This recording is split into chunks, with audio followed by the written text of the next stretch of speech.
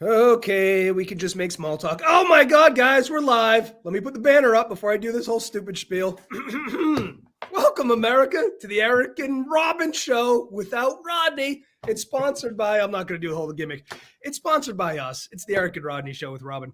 If you've ever watched the show and you want to be on this show, I have a great idea. You should fill out an application. You can do that at the ericandrodneyshow.com. Go there, tell us a little bit about yourself.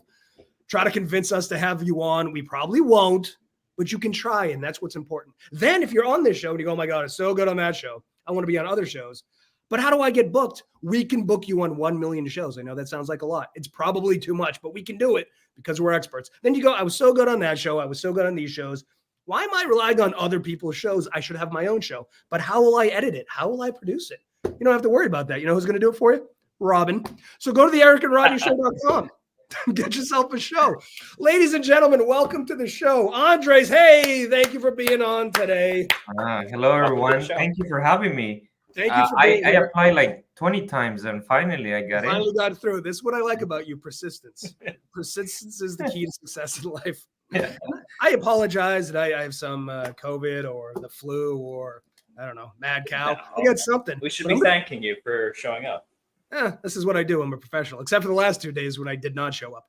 So, Andres, the way the way the Eric and Ronnie show works, Robin, is we cover the news in the first half hour because America demands our opinions on such things. And then the second half hour is the evening gown portion where we interview you.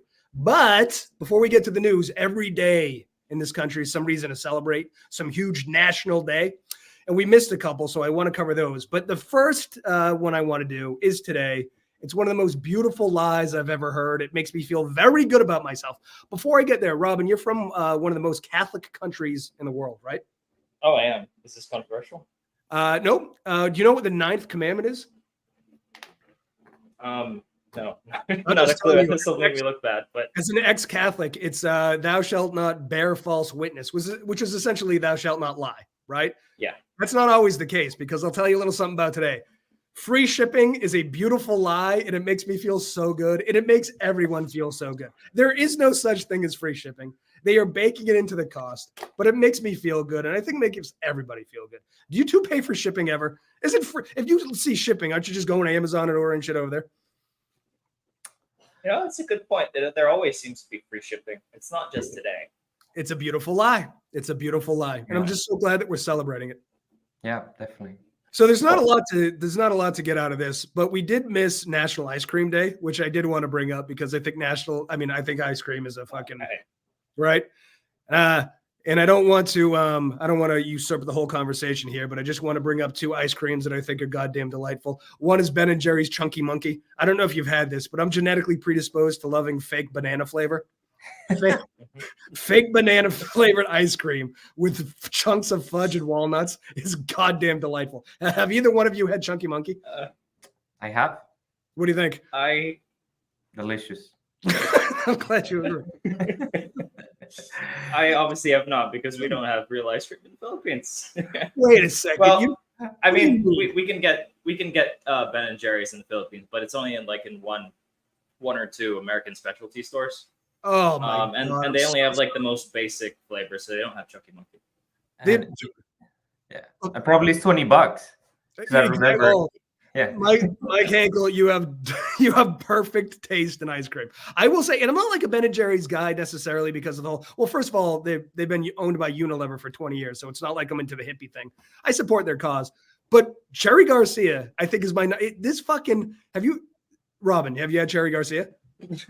No, I've had New York cheesecake and something brownie and cookie dough. Those are the 3 flavors that we have here. Not bad. Yeah, they're pretty good.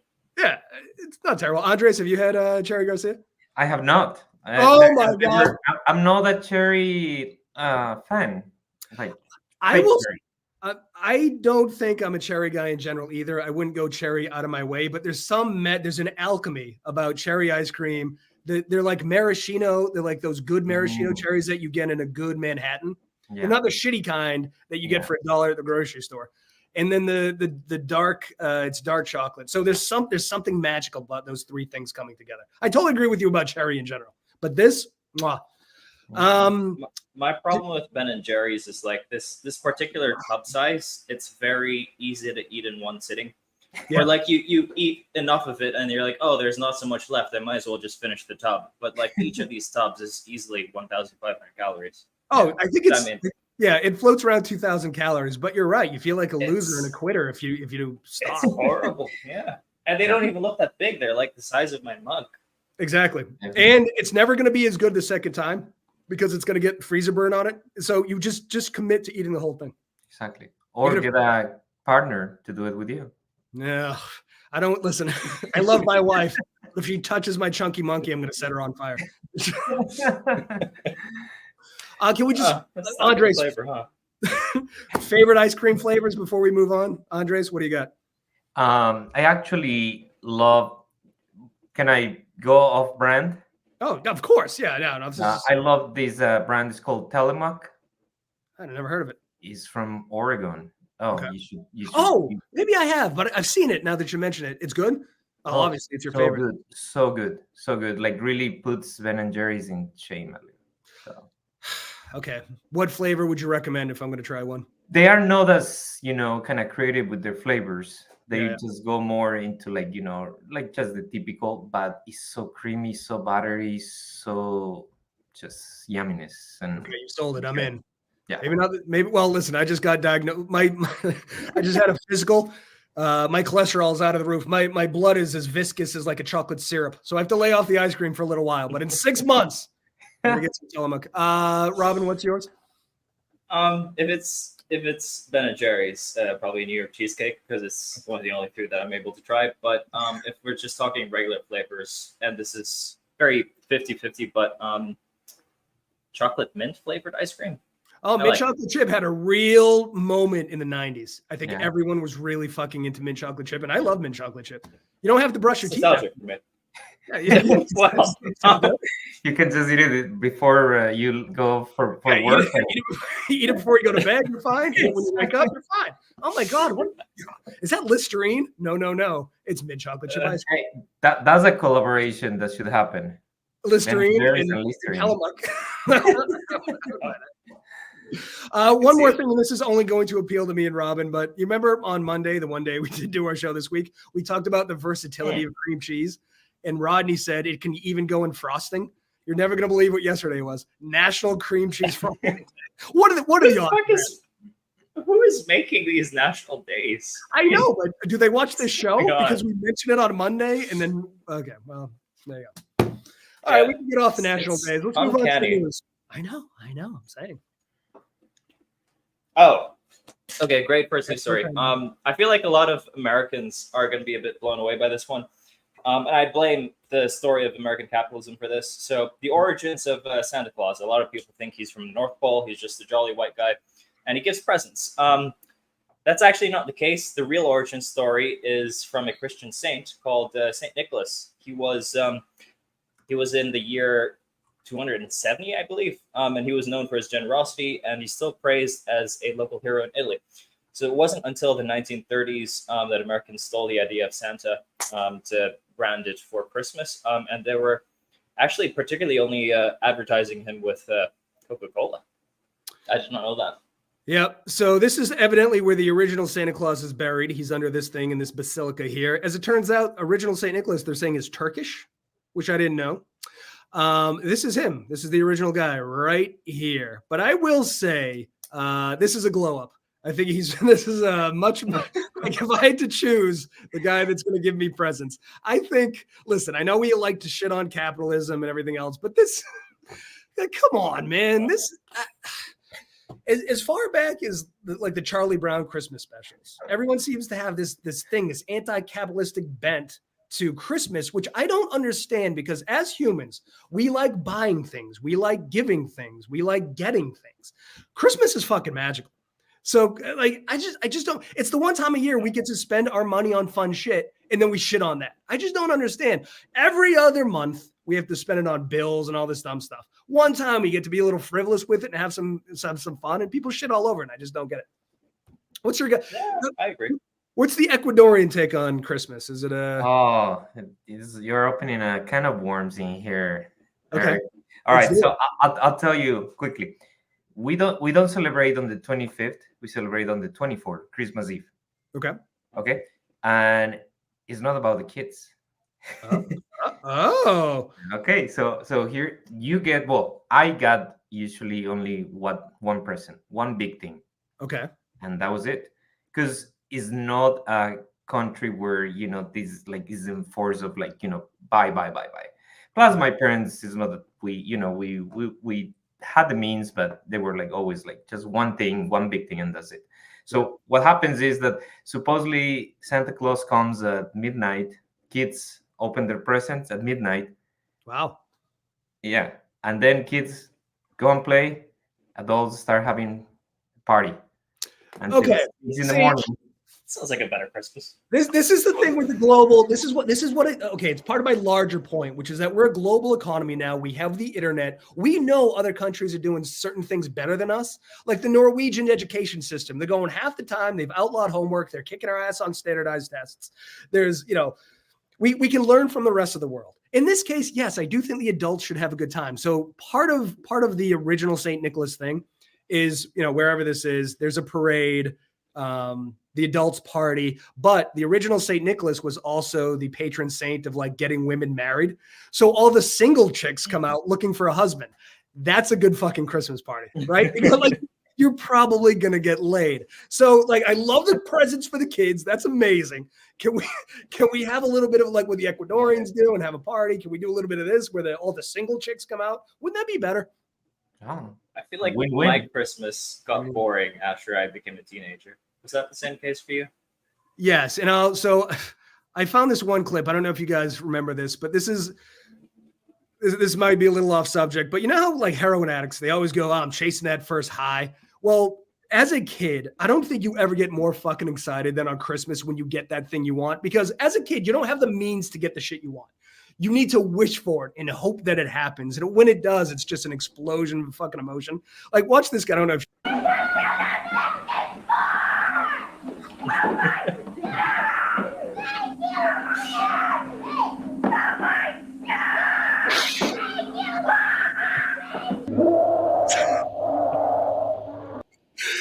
so like, hate the commercialization of Christmas all you want, but that kid's going to be chasing that high for the rest of his life. It's like, when are you going to get that moment again? They're going to go, oh, you ask adults when the best day of their lives was. Like, oh, when my children were born.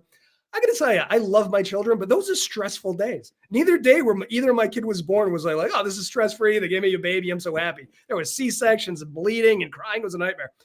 That is just opening up an N64 when you really want one. It's fucking magical. And then, Andres, to your point, if he goes and plays that and now I get to go party, oh. Everybody wins. Everybody wins. Yeah. Now, here's the sad part, though. The first time my wife and I spent Christmas, my wife is American, Okay. and she spent first Christmas in Ecuador. We were still dating. Party 6 a.m. Everybody goes to bed. She's like, I cannot do it. 1 a.m. she went to bed, and she wakes up at 8, and she's like, where is everybody? I'm like, sleeping. It's like, where is Christmas? Oh, that just happened. And then she was like so sad because we had Chinese. We watch movies, and she's like, this is like the saddest Christmas there is. I'm like, well, welcome to Ecuador. Wait a second. So that was in Ecuador, obviously. Yeah. So you guys do Chinese food there too?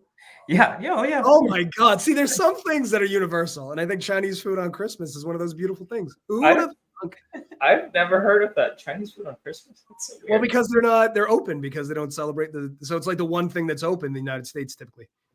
Okay. Because I mean, Christmas in the Philippines is usually home cooked food. So everyone just like brings potluck and stuff. Yeah. Well, you guys you're Christian, so obviously you're going to embrace the season. All right. Wait, why did I pull up this? Oh, yeah. So, I want to bring this up. December 5th happens to be my birthday, and that's when all the original Santa Claus, we get all the ladies together to pray for a husband. Yeah. I see what you're doing there, Nick. nice work. It's like, let me lay hands on you. Yes, exactly. You know what would really help? A little practice, because you don't want to be a novice when you get into the bedroom. Right? That's good. Christmas story, Chinese food. American Christmas is great. All Christmases are great, I assume. Indeed. Spend some money on some dumb shit, drink too much, have a good time. All right, what else? What else we got in the news? The Chinese helix? Okay, I thought we were going to talk about Mario Batali.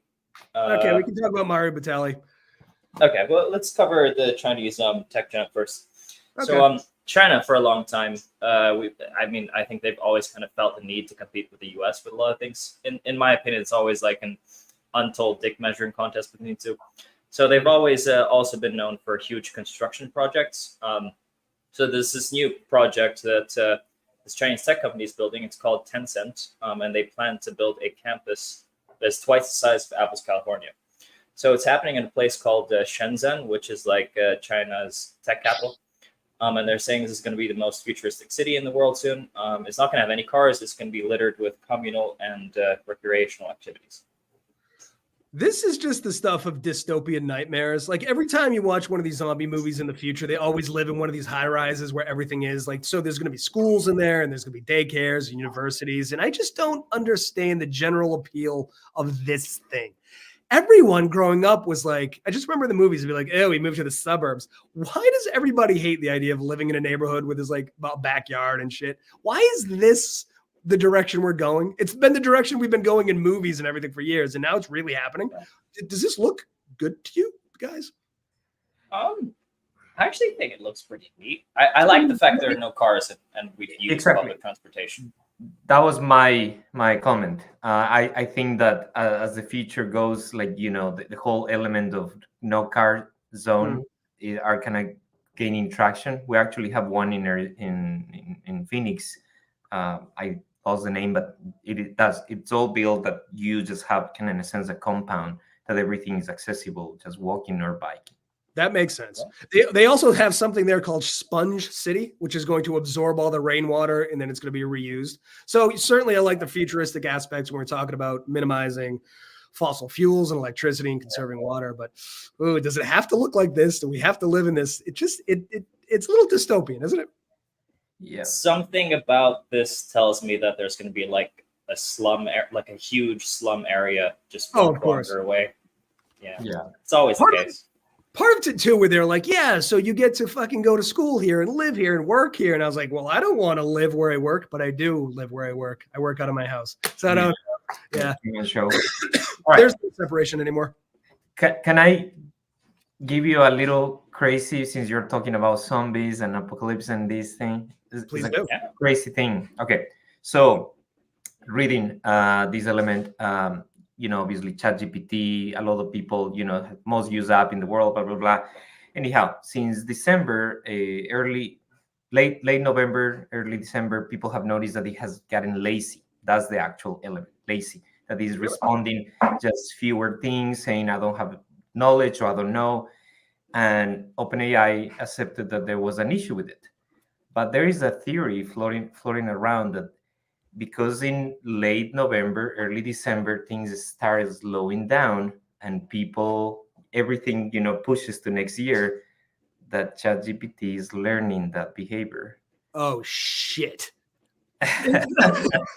Sounds almost like it's sentient now. Yeah, exactly. I don't know why the goal has been sentient robots. It's not going to work in our fucking favor. I don't know, like what? Oh. We see the train coming and we're running at the light. Why are we doing this? It's so strange. Oh, Terminator, here we go. Yeah. Well, here's the thing too. It's like lions. I think they're the king of the jungle, right? Like the top of the food chain. All they do all day is sit around on a warm rock, right? Like they just realize, being lazy is, I'm the best. This is what I get to do. As soon as the robots take over, we are going to become their robots. We're going to be doing the work while they just sit down. Fuck. It's too late. The toothpaste is out of the tube. We're all done. No. I've been doing this thing with ChatGPT. Every time I type a prompt, I'll say thank you at the end. Or you think that's gonna save you? Because I don't know. Maybe they'll just remember the people that were nice to them. What if that works? What if you the King Robin? You're the one they keep alive. You're the one that gets to use the executive bathroom. I'll be like a human specimen. Exactly. The ones that said thank you get the nicer rooms. The ones that didn't go in jail. You say thank you. Oh boy. All right, let's blast through this one just because I hate this guy. I don't know why he's in the news. Fuck him. Oh, I didn't even know he existed. He seems to be quite popular though in America. So his name is he's a celebrity chef. His name is Mari Batali. Yeah. And he went on a rant the other day about how he was talking about how the industry and just everyone in New York was a jackass. So he since left New York. He wants nothing to do with it, and his career as a celebrity chef has kind of ended. It was ruined after multiple allegations of sexual misconduct, and several women have come out saying that they were unconscious and were assaulted. So Mari, of course, denied all allegations, and this is going to sound really weird. He sent these women an apology letter for the damages, and also he included a secret recipe for cinnamon rolls. That was in the same pamphlet, by the way. So he denied non-consensual sex, but apologized to other women with a letter that included a recipe for cinnamon rolls. Critics slandered as tone deaf and insulting to his victims. Okay. Again, why we give a shit about his opinion on New York and everything, I don't know. But I will say this about Batali. I liked the celebrity chef era. Like, I loved watching cooking shows. This was a big thing. He is a personalityless nothing. He just got wrapped up in it. I hated him from the get-go. He's a fat ginger from Seattle who pretends he's from Italy. He's one of these guys that always like, oh, spaghetti. Like, dude, you're from fucking Seattle. Say spaghetti. You know? It's not even real Italian. No. And he tried to go way overboard with the Italian stuff. And I'm telling you, these guys like Harvey Weinstein, he's a fat ginger. There's no way he got laid in high school. So as soon as he got a little power, he started sexually harassing the fuck out of people because he could. So he didn't know how to treat people. And then, he calls people in New York an asshole. Everyone that's worked for him acknowledges that he had what they called a rape room in one of his restaurants. Come on, man. Also, why would you make an apology letter if you have nothing to apologize for? And why would you include his cinnamon roll recipe? What is any of this? Wow, it's disgusting. He's also one of these guys that lost a little bit of weight, and you're like, it doesn't look good on you. Just go back to being fat.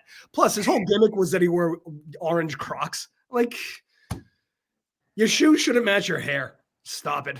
He was just man, Crocs. That's was a bold. He has a significant fan following. This guy, does he really? Well, so right when this happened, he had opened a huge thing in Boston called Italy. Get it, Italy? But it's hilarious. But so he quickly had to go away from that. But yeah, I mean, he had multiple restaurants in New York. He had a show on Food Network. He was on like a talk show on Food Network. He had an empire. No, it's all gone. It's all gone, Mario, because you just don't like consensual sex, and you're a dick. So good. Fuck you and your Crocs. Anyway, you want to go into the dinosaur star? I do want to make sure we get to the chick, though. Does Ecuador have any good celebrity chefs? Or celebrity chefs, I think, in Ecuador? Not really. Should. Probably we do, but I don't think, no, we actually do. I remember I left, whenever I was 19. So that was like half of my life, pretty much.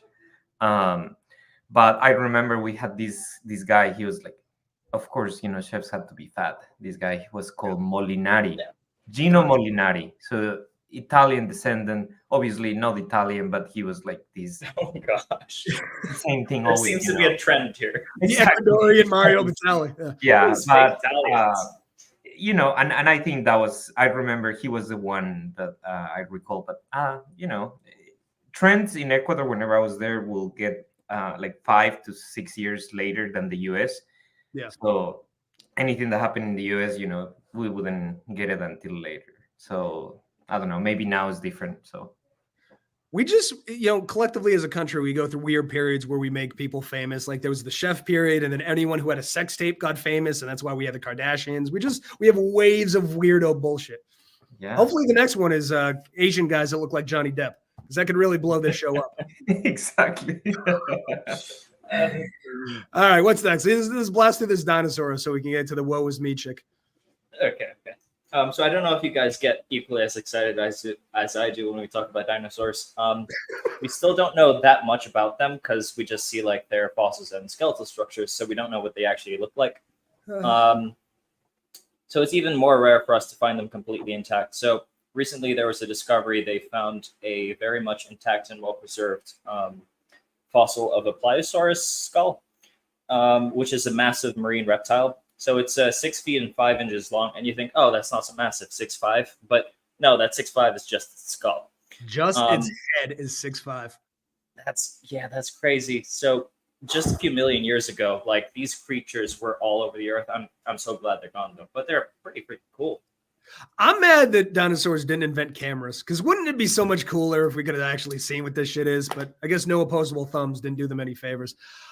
You know what's fucking crazy is that what we found is probably less than 1% of what was there.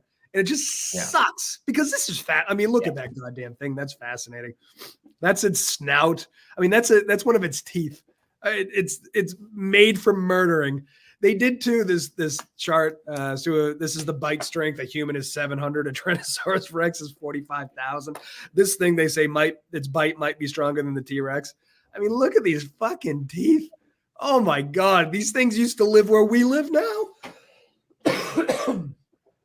To your point, Robin, though, I'm glad that they're not around. I say this every time. You'd be going, like, if dinosaurs are still around, you'd go on a picnic and one of these things would take away your grandmother. Isn't it great that we don't have flying death machines anymore? That is all right. I mean, they found it on the side of a mountain. They suspect that there might be more, the rest of it in the mountain itself. But again, it sucks that these things have been lost to time. I think we should Jurassic Park this shit and bring them back. I mean, it worked out fine in those movies, right? Yeah. I never made it to the end. I just assumed everybody hugs at the end. Yeah. All right, let's talk about this lady real quick, and then we can get into the interview portion of the evening. I'm also going to ask what the male and female, like, is it very traditional in Ecuador, male and female roles in society? Yeah, definitely. Very Catholic, conservative. So yeah, I would say yes. Probably closer to the Philippines as well. Okay, so this last story has a very interesting conversation point. We get to talk about a woman who claims that she's been betrayed by feminism.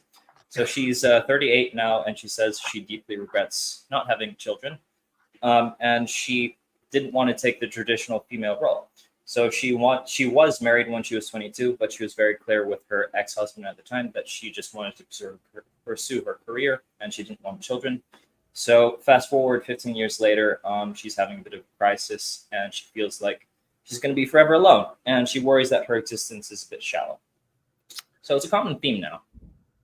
So she wrote an article about what Robin just said, and then she did a video. It was sort of a tearful rant, complaining that feminism has betrayed her. She's 39. She's not married. She doesn't have children. And I just have no sympathy. You chose, like, isn't it weird that a decision has consequences? You chose the life you have.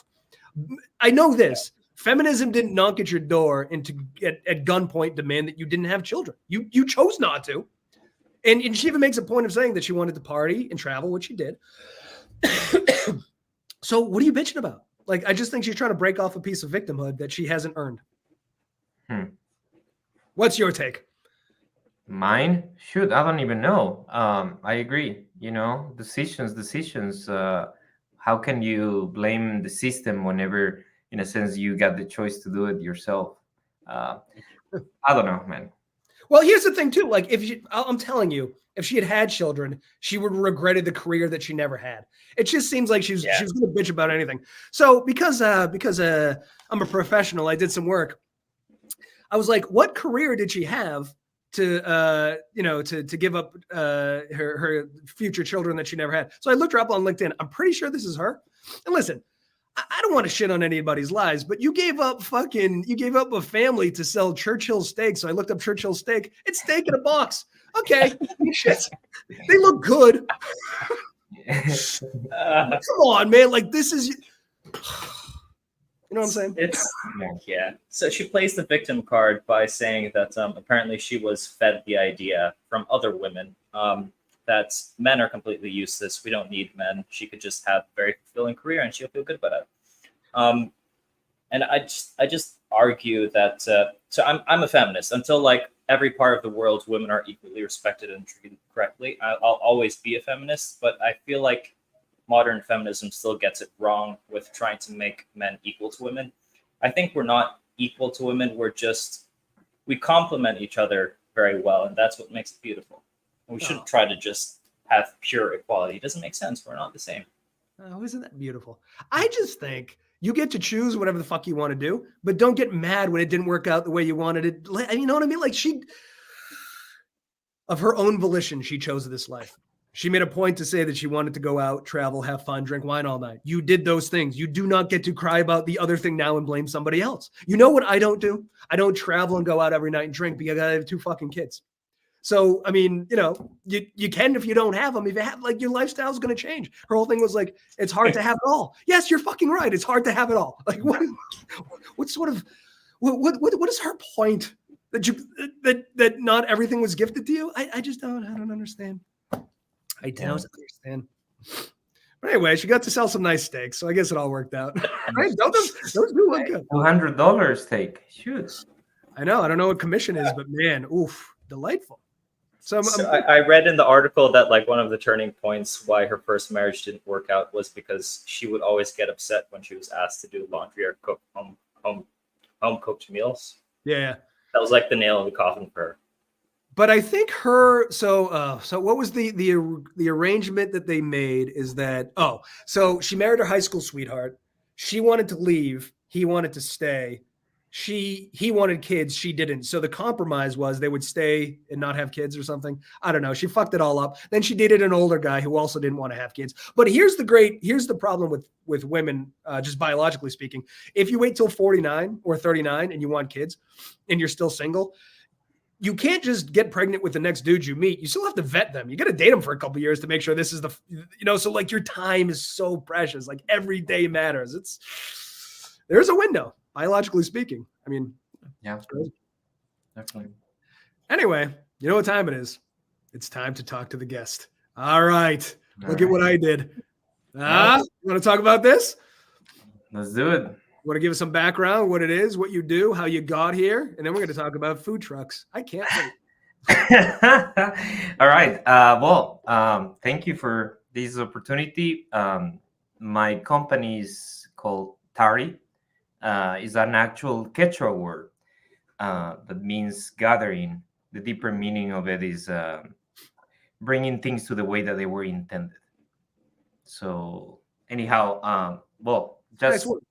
Go ahead.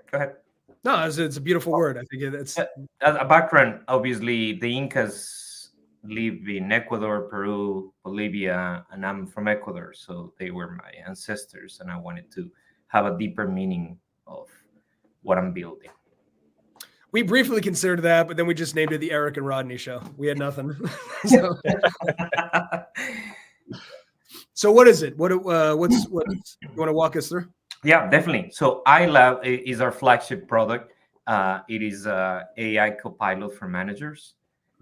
The goal is to help managers lead better, make better decisions, and understand how the team relates and what are the best patterns of communication. So in a sense, it's really you're a sidekick on your pocket that helps you lead better. Our specific target is middle managers or first-time managers, and the reason why is because and I have always this analogy, as a doctor, you have to get your doctorate to become a doctor. As a lawyer, you have to pass the bar. Yep. Or as a manager, nothing. You just have to be a good contributor, and then somebody will say, "Oh, you know what? You're a good contributor. Be a manager." And then everybody hates it because that person is an idiot, doesn't know how to talk to people.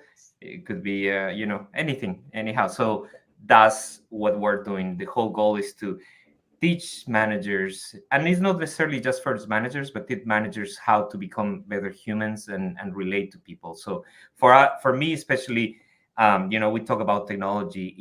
I don't believe AI is here to replace us. I think AI can make us better, can make us more productive, can make us even more human, and just to understand how to relate better with others. So I did some research on you last night. I think there's multiple components to this thing. But let's start with meetings, right? So if you're a manager, you're going to hold some meetings. Everyone fucking hates meetings. There's a stat that you mentioned. I think it's 71% of meetings are unproductive. Yep. Probably because there's no vetting system for managers and they don't know what the fuck they're doing, right? Exactly. Only 15% of managers are training to have meetings. That's wild. And you know how you know that number? There's something called a meeting scientist. So there's this study of meetings that's blown my fucking mind. Yeah, definitely. Yeah. Whenever our first version of it was about meetings, because obviously, whenever COVID was at the peak, we couldn't see each other. If we work together, well, now I guess we're gonna have a meeting. So before, people, if we had cubicles or desks next to each other, I would say, "Hey, Eric, can you help me with this?" And you're like, "Oh yeah, here." Now it's like, "Oh, let me book a 30-minute meeting." Right. And meetings feel like it's being productive because you're somewhere and you're talking about something, but 71% is a damning statistic. Yeah, well, it's I think this element of not being mindful of people's times, it comes into these, whenever, and there is this Pareto there is this law that is called the Pareto law, that if you assign an hour like this, if we assign an hour to talk about something, we are gonna fill it with BS just to talk about it, because that's the time that we assign it. Right. So if you assign 30 minutes of your time, you might deal with the issue in 2 minutes, and then you're like, okay, well, now let's talk about this, maybe this and this and that. I do think there's a lot of meeting napping. I've never heard that, but yes, kidnapped into meetings. That's a good term. It is a good term. So secondarily, not only are meetings wildly unproductive to the tune of 71%, but there's also, you're saying, an underrepresentation of women and minorities in meetings because white men don't shut the fuck up. And I agree with you, because never in my life has it not occurred to me that everyone wants to hear what I have to say in a meeting because I'm a white male. not consciously, but I don't ever have to worry about that, which is something that people do that aren't me, right? Yeah. And here's the thing. I'm a believer I'm a lover of research and facts, because whenever you're talking about facts, there is yes or no, black and white. You cannot just say, well, I feel this. No, there is an actual research, something backed by something. And minorities and women are interrupted 50% of the time more than counterparts. So, that was kind of the whole element. So you have felt that in your own... Because the white person has to mansplain it. Exactly. You know what? That's the sad thing. They said that actually there is more likely to take ownership of that idea, because they said, oh, they didn't understand you. Let me explain it better. So yeah, I really think white men have ruined everything. And somewhat ironically, I made another one. I have a son. But not only are meetings terrible, we probably called them. It's probably going to be unproductive, and then we're going to talk the entire time. Like, Jesus, I'm so sorry. On behalf of all of us, I'd just like to come to the table and apologize. So, Andres, you've obviously experienced this, but Robin, is that the case for you too? Do you find that white men are this? It's a bit difficult for me because, on this show I'm looked at as the Asian, but in other meetings where I'm surrounded by Asian, I'm looked at as the white guy. So it's a weird thing for me. You're the problem and the solution. Or I'm the bridge that gaps the two sometimes. Interesting. Now, Eric, let me say this comment to make sure that I don't have an issue with race or color or gender or anything. I'm just talking about underrepresentation and the ability, in an organization that you have brought different points of views, different backgrounds.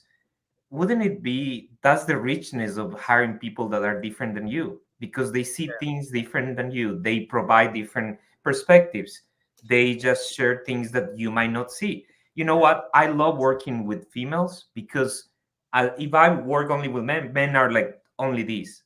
Females see these. This brings me back to a thing. So I listened to this podcast called This American Life, and they did this study where these college students went down to a high school, and it was about class politics. So The larger point he was trying to make is that those who are great at giving speeches aren't necessarily good at doing their jobs. So in the American political system, if you're terrible at giving speeches, you're going to lose to somebody who's more eloquent or has better writers. As much as I fucking hate Trump, he has a style. He's bombastic. He speaks in a simple way that half the country really resonates with. Obama was a beautiful orator. Bill Clinton, charismatic. It's going to be tough to beat these guys if you're wooden, even if you're 10 times better at the actual job itself. So you can't test their theory on the national level, obviously, but they went into a high school in South America and they said, all right, so whoever wants to run for student body, you're not going to give speeches or anything. We're just going to randomly pull your name. So we're going to pull the president. We're going to pull the vice president. We're going to pull. So this allowed kids who would normally die before they gave a speech, but who are interested in class politics, the chance to get into class politics. Mm-hmm. And once they had the kids who might be socially awkward, but really wanted to do the job, it was the most successful student body they've ever had. They started a fucking library. Like, they killed it. I was class president. I got there because I promised softer toilet paper and never delivered. I just wanted to call myself class president. So this is kind of that thing too, where the people that are quiet in meetings probably have great ideas, but what you have to do is shout down those who are already talking, and that's just not in your DNA. So I think what you're doing makes a lot of sense, but it's going to take some time for people to wrap their heads around the quiet guy with great ideas who just isn't sharing them. To me, I'm like, why? Just fucking say it. But that's just not how some people are. So in a sense, that's kind of what we're trying to do. So I'll walk you a little bit through these three top tasks that we're focusing. According to research, a manager does three things. And I'm simplifying. One is communicating, which is meetings. Mm-hmm. Two is organizing, which is project management. And three is guiding, which is feedback, one-on-ones. You talk meetings, projects, and one-on-ones. So obviously, meetings is just a very, very important part of a manager. And if you don't know how to have them, then you're failing at your job. You're failing your team, and you're taking away that specific time to lead, to make them better, to provide guidance and what they need. So in a sense, that's why we have focused on these three tasks, and meetings is a very important element. It is crazy how meetings are such a big part of sort of the B2B zeitgeist, and there's no rule book. Yeah, whatever the fuck. Yeah, just figure out it's talk and things will work out. It's strange, isn't it? Yeah. So so what we're doing is that so let's say you all of us are having this meeting and you're our manager, Eric, because you're the white guy. Just kidding. Finally, obviously, who else is going to be the manager if not the white guy? So let's say at the end of the meeting, ILA will send us just a little quick survey, and it's like, hey, how was the meeting? Did you feel good? Blah blah blah. And it analyzes patterns and trends. Okay. So if eventually, the system ILA will say, Eric, I noticed that Robin is not engaged, and it could be because of this. I suggest scheduling a one-on-one with him tomorrow because you both have a 10 a.m. opening. And this is the best way that you can relate these topics because he's analytical. So do you see how we're utilizing technology to make you better manager, to make you more understanding of what are the needs that your team has without letting technology do it for you? Interesting.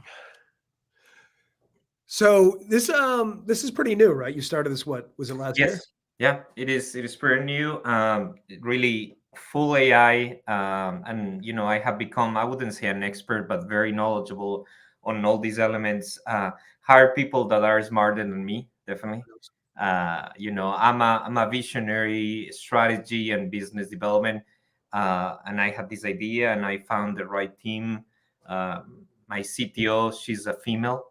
It helps. Rockstar AI expert, and then we have our chief data scientist. He's an expert, came from a big organization, so we have a very strong team and going to market soon, and really expecting.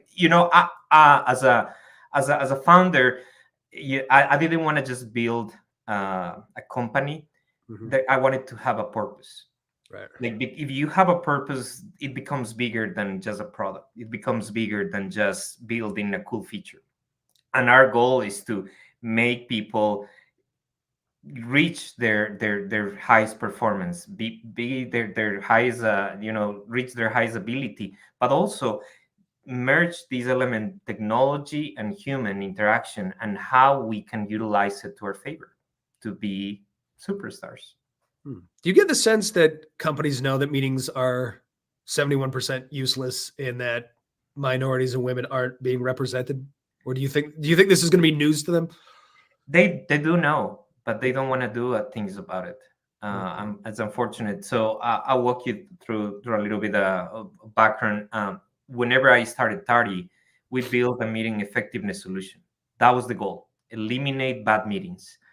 And everybody and their brother was interested, but nobody did anything about it.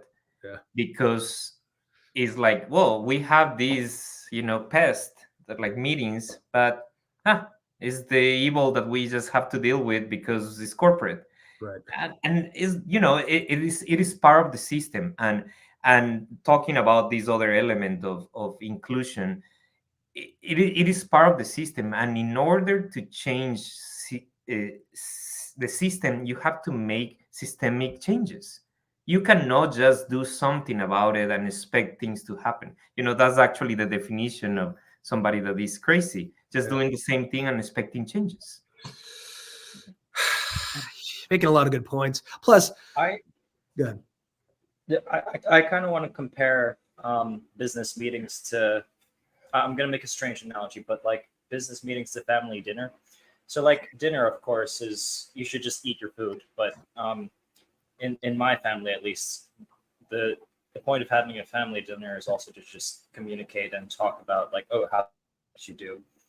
And with meetings, I feel like that's also an opportunity for human interaction for a lot of people. Yes. With the AI, aren't they just going to like completely eliminate those human interactions to the point where meetings are going to feel very almost too straightforward? So let me actually, great point, and I completely agree. The whole goal is never to replace humans. Actually, it's just to make us more effective, more efficient. So we focus on the important things.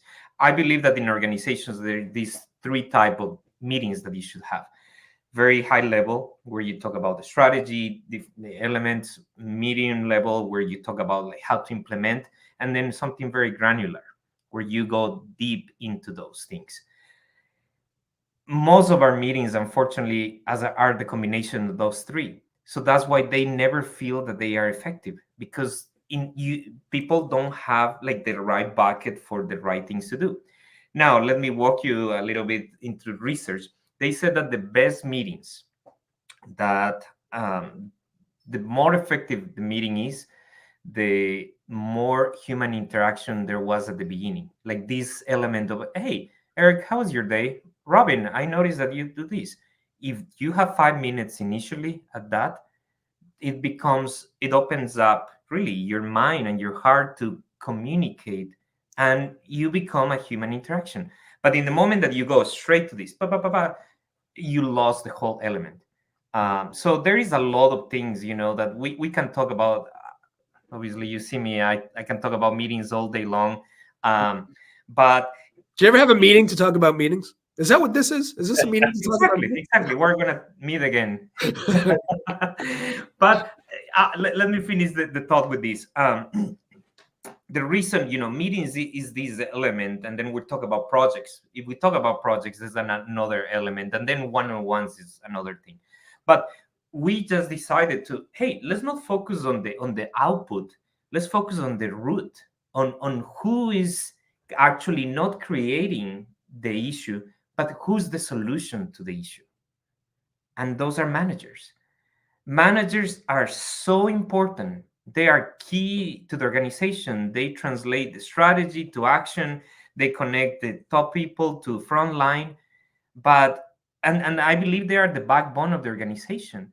But unfortunately, they have, this bad rap. I'm sure you have heard these sayings. It's like, don't be a manager, be a leader. And it's like, why?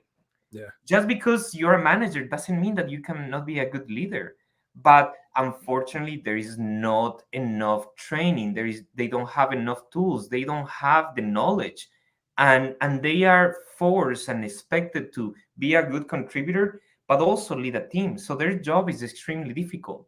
So to me, it occurs like, why are we not providing a solution that enables them, that gives them this ability to become good at their job without them having to work 16, 20 hours a day? And that's where ILA comes in. So that's it. It's beautiful. Can we talk about your other business, because it's near and dear to my heart? I've always wanted to own a food truck. I almost bought one. Definitely. Well, you know, that's right. the food truck, it's a family business, third generation. Let's go. Look at that. Oh my God. I'll tell you something funny. We moved from Ecuador to the States. That was a while back. I was 21. And my wife is like, hey, my parents have this food business. They just do it a couple times a year. They can get us some money to, kind of jumpstart our life here. Yeah. Do you want to do it? I'm like, sure, let's do it, whatever. Right. We went. I did it for 1 week, and I was like, I'm never doing this again in my life. I'm going to go to school. I'm going to study. Anyhow, fast forward 14 years later, we moved from Connecticut. We were living in New York, Connecticut area. We moved to Arizona, and my mother-in-law had back surgery, and she's like, my wife's like, hey, can you help my dad, with the business? My mom is not doing good, blah, blah, blah. I'm like, of course, family. I'm like, I'm not expecting any money. I was making, a lot of money at that point. So for me, it was like more just like contributing to family. Yeah. And as soon as I got there, like, I felt like the stars just like aligned, and I was like, holy crap, this is a gold mine. So I called my wife. I'm like, we're buying this. She's like, are you crazy?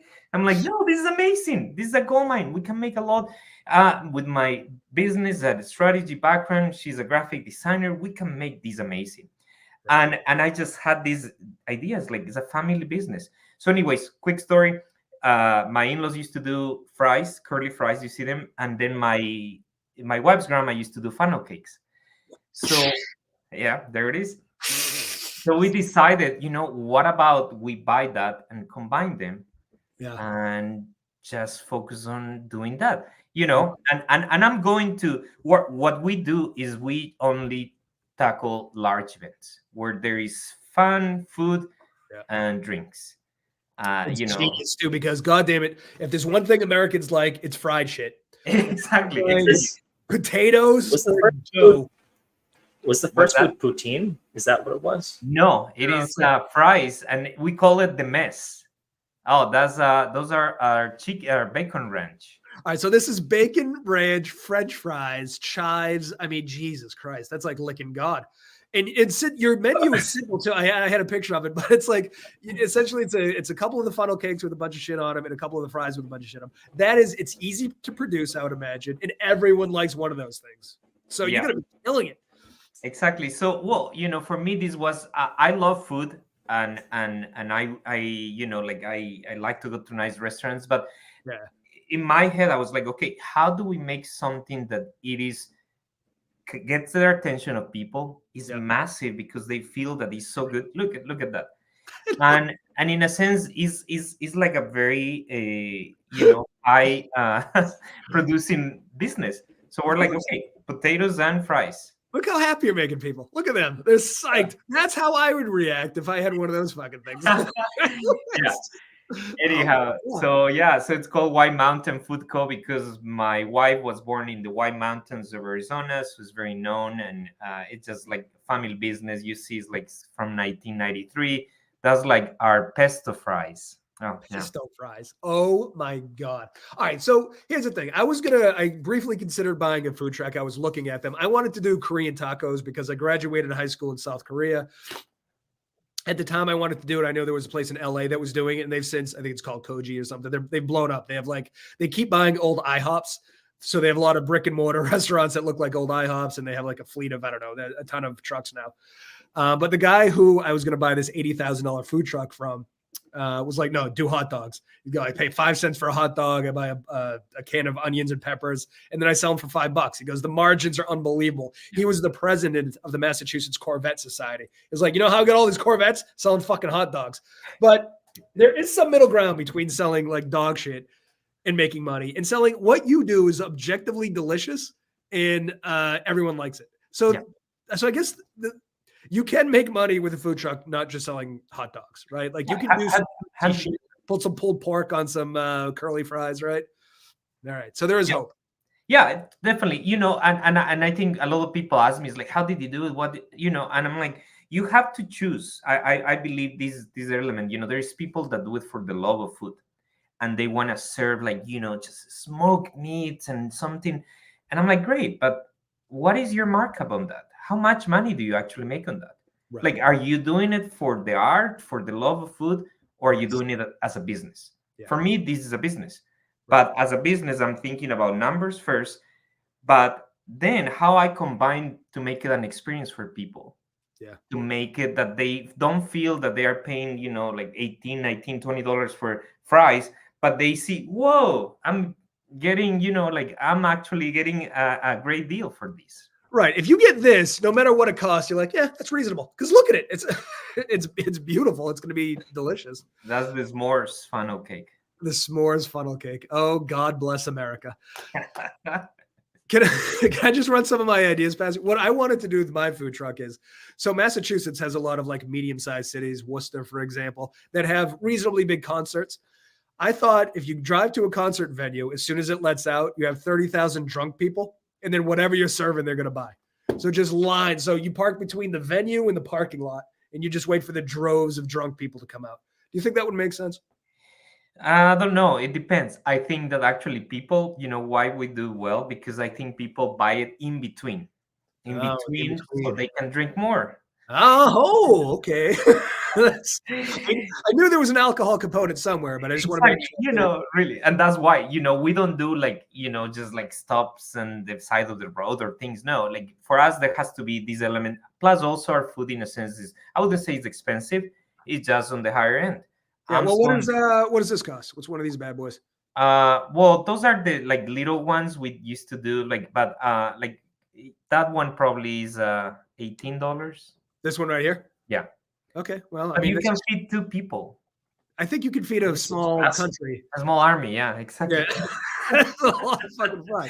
So that's what people see. It is like, whoa, look at these. So, you know, so people buy like $30, $50, and then they feed the whole family. So where can you feed a family of 5 for $50? You know, McDonald's, you're going to spend $80 for. I was just going to tell you, not a McDonald's anymore, because my kids love McDonald's. So I find myself going a lot, and it is so goddamn expensive now. And that's my issue. The only appeal to McDonald's, because the food is trash, is that it was cheap. Now it's not cheap anymore. So I don't know what the appeal is. I know. I bought a Happy Meal for $8, and I'm like, before it was like $5. What happened? I know. What the hell's going on?